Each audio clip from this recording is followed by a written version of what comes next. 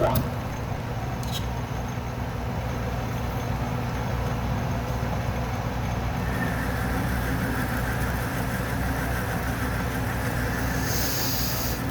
I really miss that smell.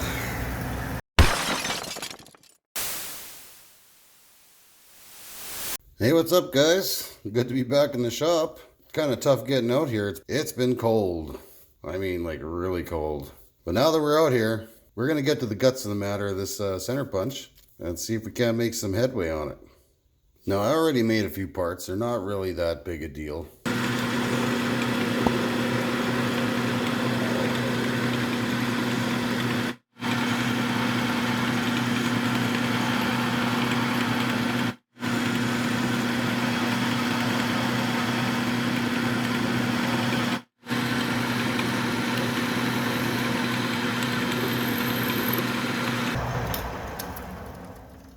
Now this has to fit into a 3/8 reamed hole. Oh, actually, that's this is 3/8 drill rod, by the way, so that is actually perfect. I'm gonna call that good. We don't have to do nothing with it. That's a first. Other than part it off, of course, which is always the fun part.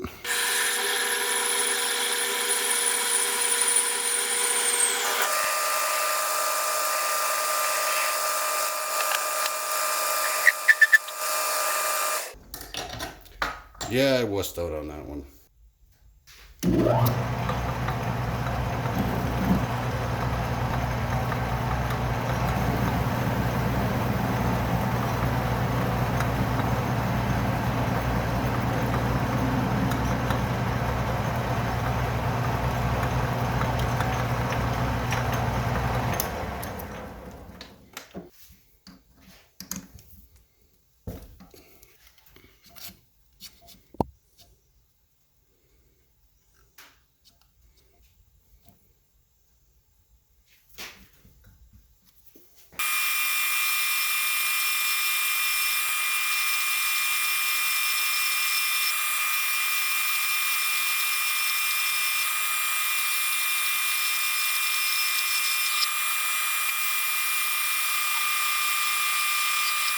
Alright, well it should have about 12th out to go on that, but we'll let it cool off a bit.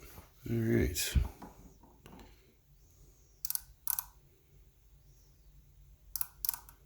And 203, 201.5. Took about 14 thousandths off there.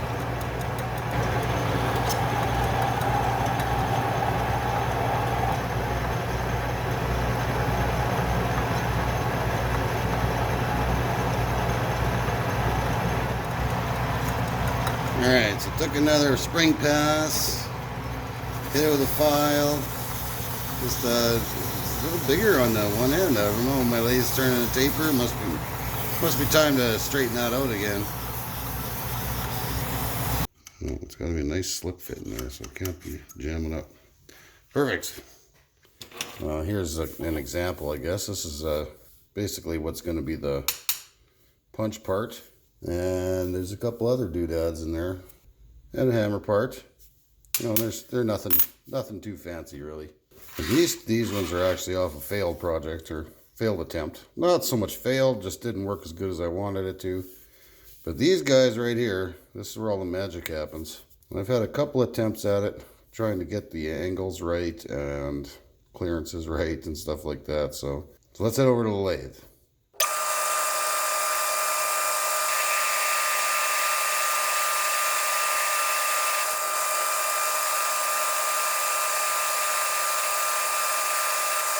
So we're starting this off by turning it down to the dimension that we're looking for, which is about 5/16.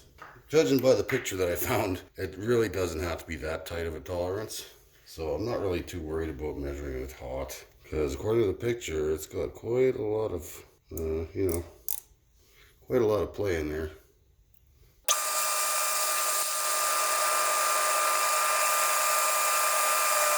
And that should put us right about where we want to be.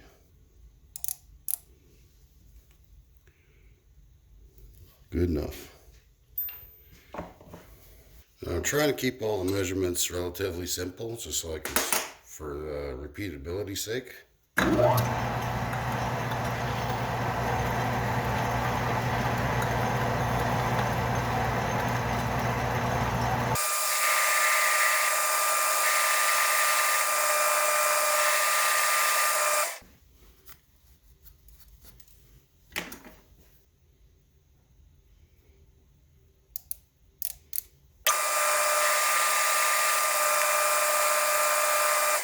And this is going to be the portion that's going to drive the hammer. So I'm probably actually going to take that down some more yet anyway. That's going to be the driving force that makes the punch go. So that's actually probably a good diameter right there. Shooting for about one, yeah, that's close enough. Like I said, it's not, apparently it's not that fussy.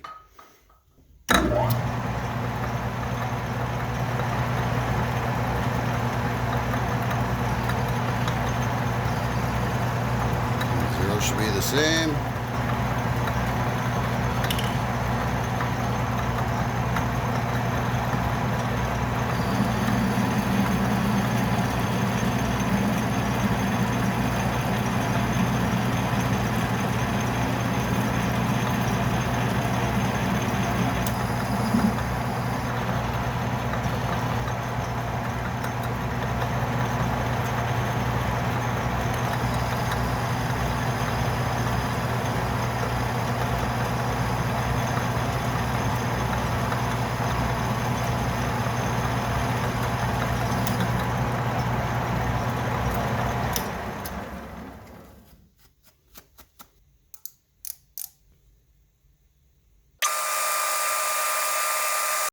Yeah, so this is kind of the most annoying piece to make. Thankfully, after this is the third one, so I'm getting a little bit better at it. Sure getting that trigonometry down, that's for sure.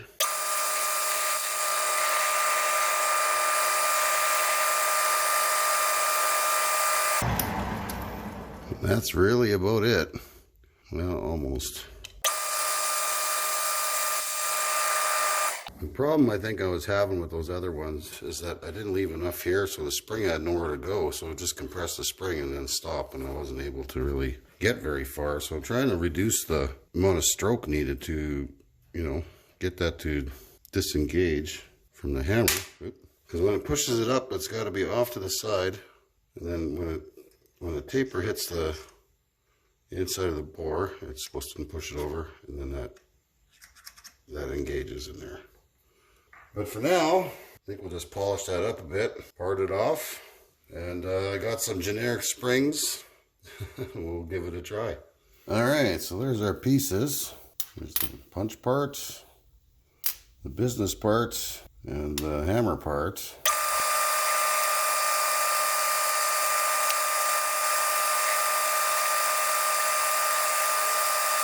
And these are the generic springs I was talking about. I did try to make my own springs. For the most part, they're springs, but they're very difficult to get the right size, and I think my spring steel is just a little too thick.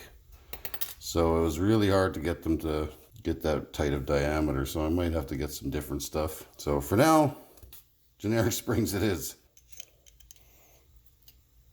It goes in there like that. There's our business end. See, that's what I wanted it to do, to be off to the side like that, automatically. I don't want it sitting straight up and down. And to help it, you kind of bend the spring. That's what you want, like that. Off to the side, good. Hopefully stays that way. And what you saw me doing on the lathe just a minute ago was I was tapering it off so it goes down a little bit deeper into there and seats better with the drill point that I used. That's could be a little deburred, I think. Be right back. Alright, so there's our little hammer bits. I put a different spring on here. Got a good bend in it. That other spring was no good, I guess. And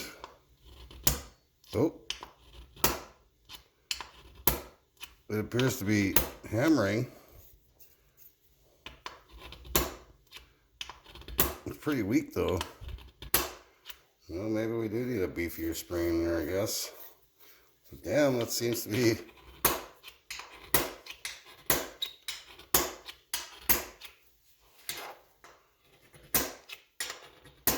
It's doing what it's supposed to do. Oh yeah. Oh, I'd say that's freaking working. Oh, oh. Yes. We're definitely going to need a bigger spring in there though. That's pretty weak. Hopefully it still works with a bigger spring. That's awesome. I didn't think that was going to go, but I think we're good. I think we got a successful design. We just need some, the hard part. All right, guys. So this is my plan of attack for, this is what I did to make the other few springs there. We got my 063 wire. Focus. Yeah, there you go. It's not, it's not small stuff, and this is less than a 1/4 inch to make it the required dimension to fit inside that bore. So it's, and I've kind of cobbled up a little brass dealie here. I don't really like the long ass screw, but that's all I had for that thread pitch. My other tap, no, that's another story. So the little bit of wire goes in like that. And this was so I could pull it off with the thing easy, because it's tough wire to deal with. It's not, it's not exactly user friendly, this stuff. And it's a little bit on the scary side, because it's taken a lot of force. I actually busted one of these already once. Made out of shittier steel though, but get the idea. And then this is the block I use for my boring bars. And basically I just stick it in the little V-groove in the bottom there and put ever so much tension on there for it to grab those and follow that V-groove. And the screws kind of just hold it right in place. And you can generally get enough, just the right amount of, you don't want it slopping around in there, but you don't want it so tight that just rips your frickin' tool post off there either. Now, when things happen, it happens pretty frickin' quick. So I got that tool post up there pretty high. So we're gonna do that a little bit of tension. Not crank it right down, but give it some. And that's just, the other ones are mostly just to hold it in the V groove so it doesn't bugger off. So there should be enough. Oh, see, too tight. Yeah, that's the guy right there. Yep. Okay. So like I said, when this stuff happens, it happens really fast. I got it on the lowest speed. We're going to spin it in reverse. Hopefully, I was debating on putting the collet chuck in there, or the collets. So we'll see what happens here. Let's get you guys a better view. This was actually a few weeks ago when I started this. It's been so bloody cold here. I haven't been able to get out to the shop very much. And I mean cold. Like, you know. Okay, let's try this out. Just to give it some better chance of not tearing off of there. Which I think it will. And engage. Okay, that's our first wrap. Now we'll engage the lead screw. I got it set for 6 threads per inch. And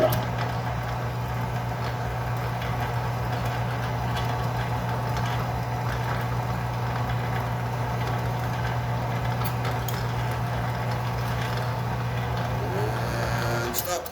And this whole idea behind this was just go like that.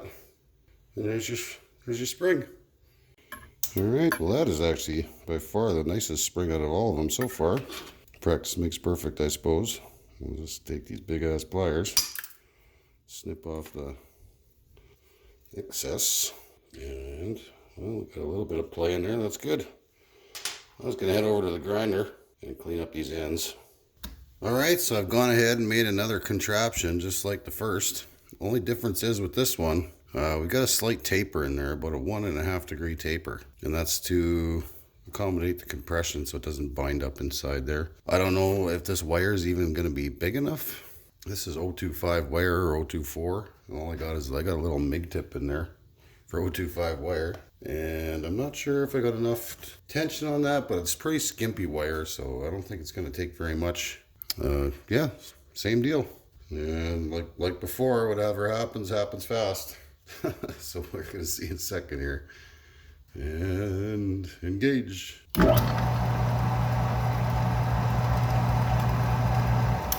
Alright, so far so good.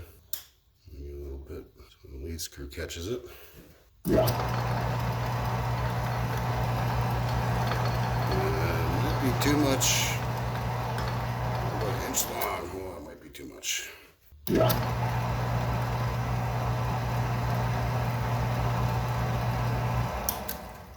Alright, let's see how that panned out. That's actually pretty damn good.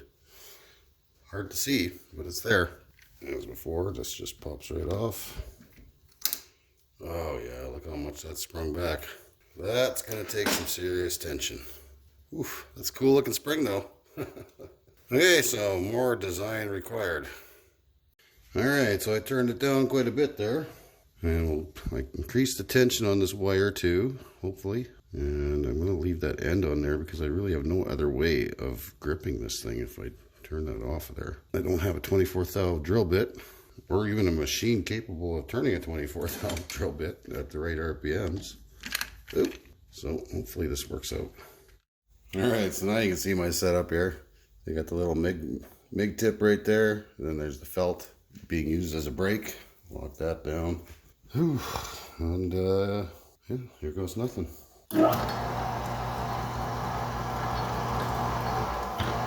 Oops.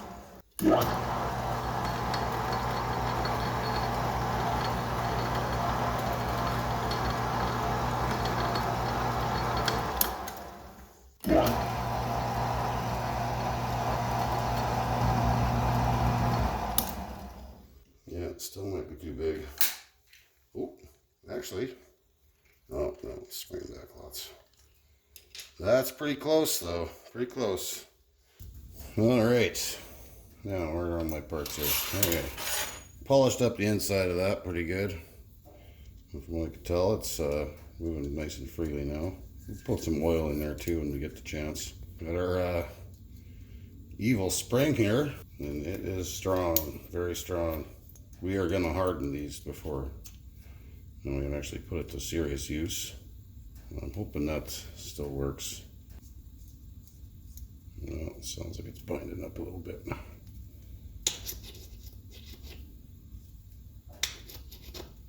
Yeah.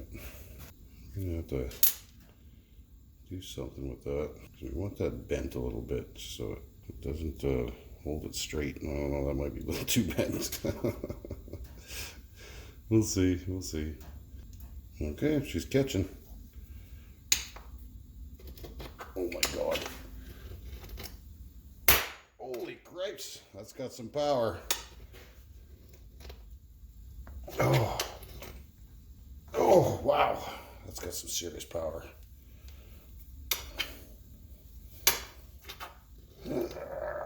Oh, something's not working. I have to guess it's this guy right here is doing something that's not supposed to do.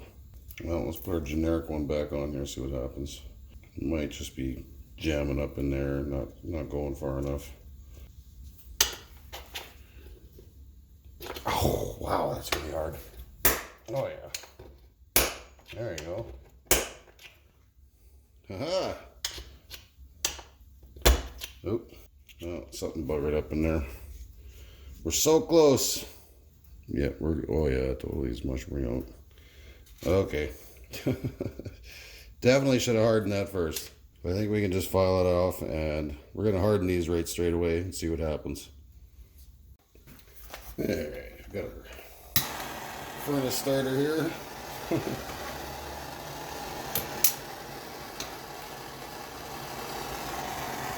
I don't know if we're going to be able to...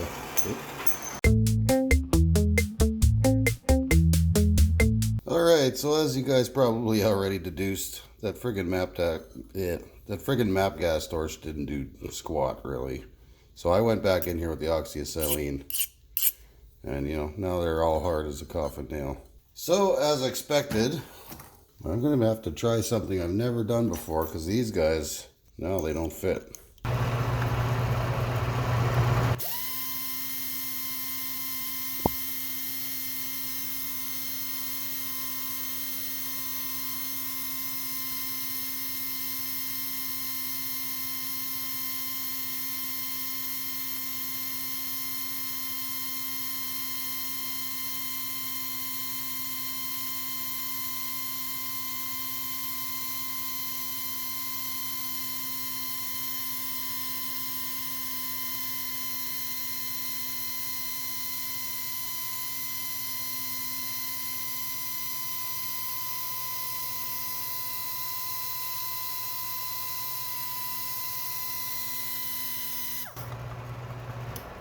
It's throwing it out of whack. Nah, that's clearly not working. I'm just gonna put that one to bed. Worth a shot though. I think one of these days I have to make a proper grinder that runs on electricity, preferably. I think this will work.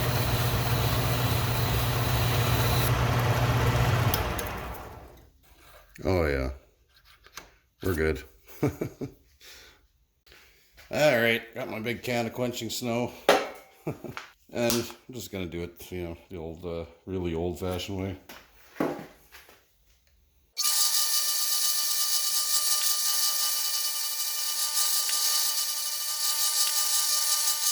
Well, that should be good enough. All right, well, I polished that guy up too a little bit. Now, I took these in the house and actually I baked them in the oven at 350 degrees for about an hour. But, so they're all quenched and hard. Let's see if this thing actually makes a punch mark in something. Oh, God.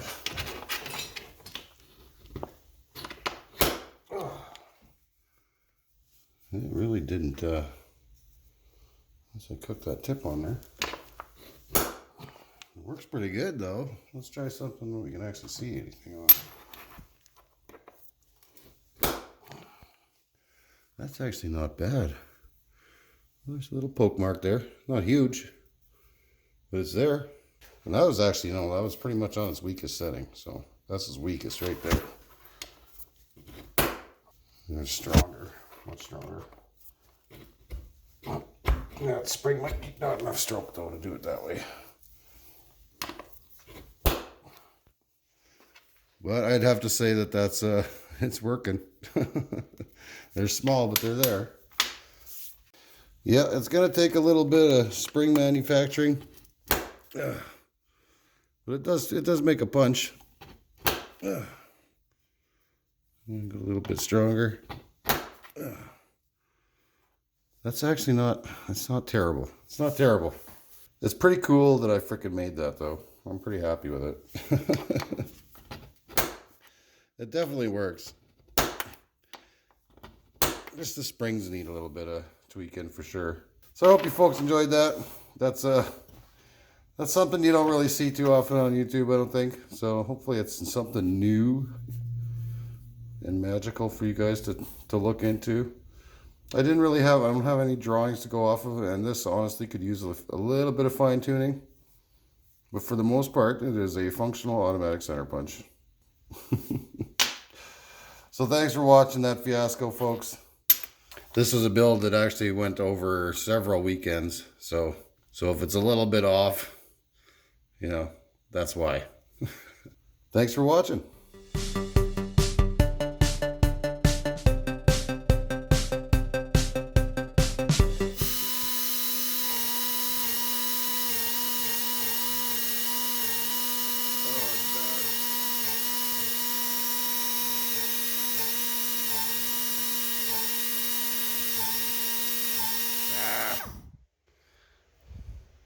Clearly messing with magics I do not understand.